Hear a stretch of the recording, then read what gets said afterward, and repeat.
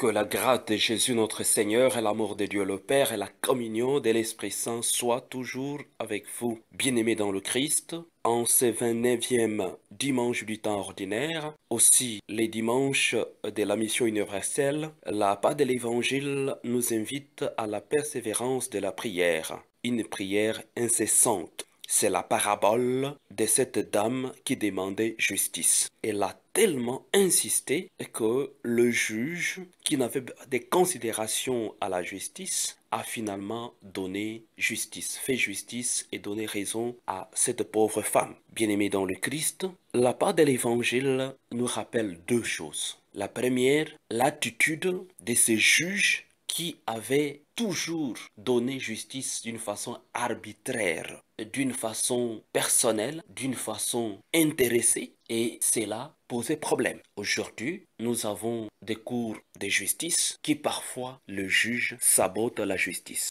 Ils sont au service des institutions, pas d'une façon neutre, d'une façon intègre, mais ils servent le simple pouvoir des personnes. La justice de Dieu, elle est au-delà de tout cela. Vous qui sabotez la justice, Dieu vous voit, Dieu connaît tout, Dieu contrôle tout. Il scrute le cœur et le rein. Il connaît notre cœur. Il connaît là où nous allons. Il connaît ce que nous voulons et il nous juge d'une façon normale. Au jugement dernier, il nous jugera. Le Seigneur Dieu par Jésus le Christ nous jugera. Bien-aimés dans le Christ. Le deuxième élément, c'est l'attitude de la pauvre dame qui demandait qu'on puisse rendre justice d'une façon correcte et intègre. La pauvre dame a insisté, malgré sa condition de sans-voix. Elle a insisté. Elle a tellement insisté que le juge s'est senti coincé. Il a rendu justice pour ne pas être embêté. L'image nous présente une prière sans pareil, une prière qu'on ne recule pas, une prière incessante.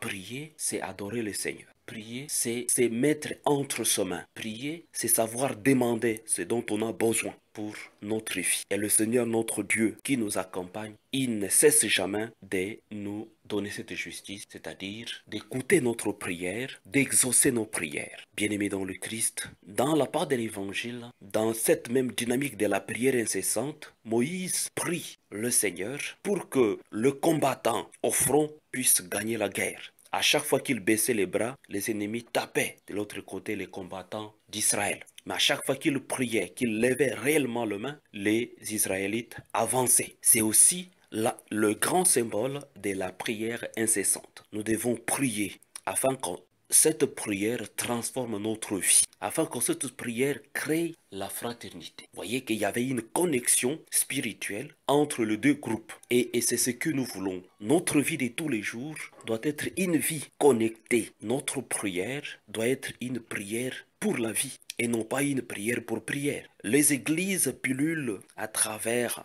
l'Afrique, surtout les églises de réveil. Mais la vie ne change pas. Les gens sont toujours des inconscients parfois. Les gens sont en train de tomber de plus en plus dans l'individualisme. La fraternité, la solidarité, elle est en train de tomber. Mais où est le fruit de notre prière? Si réellement nous prions au quotidien, où sont les fruits de nos prières? L'attitude de Moïse, cette connexion entre Moïse qui prie et les combattants au front, déclenche réellement une fraternité, déclenche réellement une harmonie entre le peuple. Et c'est là, réellement, la prière doit nous amener. La prière, ses fruits doivent être l'harmonie entre nous. Le fruit de la prière, entre autres, la fraternité qui doit nous caractériser, la solidarité entre nous, mais surtout la justice parmi le peuple. Saint Paul, dans la deuxième lecture, nous le dit clairement que le Christ Jésus m'a choisi. C'est en son nom que je prêche. Cet évangile, je ne l'invente pas. Ça vient de lui. C'est lui qui me la communique et je ne fais que transmettre. C'est aussi la transmission, c'est compter sur la fraternité.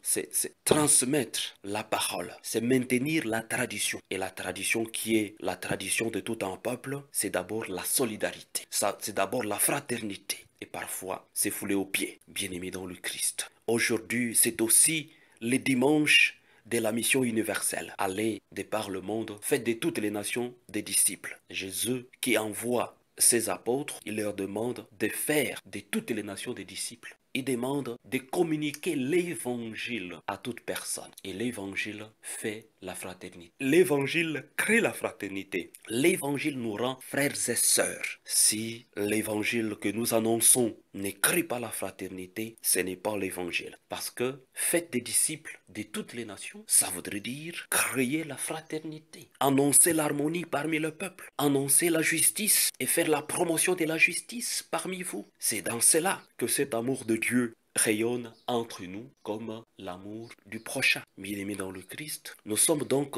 appelés partout, religieux comme laïcs, clergés comme laïcs, de prêcher l'évangile. Chacun à sa manière, d'être missionnaire, chacun en sa manière, chacun selon ses prérogations, selon ses dispositions, selon ses conditions.